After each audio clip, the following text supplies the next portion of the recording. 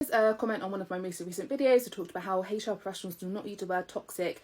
It's a word that's used on this platform, but it's not a word that we would use in a professional setting. And we generally wouldn't label behaviours. We talk about behaviours, how they made people feel, how the kind of environment that it cultivated. It's generally going to be linked to something. So it'll be linked to bullying, it'll be linked to harassment, it'll be linked to a protected characteristic.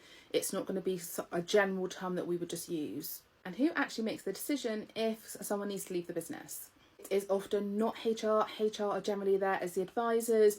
They're there to follow the process. They're there to make sure that the process is fair, but they don't make the decision. It's a business decision, so the business makes the decision. Generally in a large business, a manager is going to lead the investigation. HR will be consulted. HR sometimes aren't even at the meetings. They don't need to be, but it's a business decision, so the business makes the decision. It's not a HR decision. And this is where a lot of HRs will say, you do not see what goes on behind closed doors, because quite often HR will be arguing that some people shouldn't stay in the business, some people should leave the business, some people are not suitable to the business environment, but those business leaders will say, no, we think this person should stay, or they don't see the behaviours that HR do, and it is really kind of generally out of HR's hands. HR are another business function. They do not get to override management decisions. Generally, the only person that can do that is a very senior executive, like a CEO.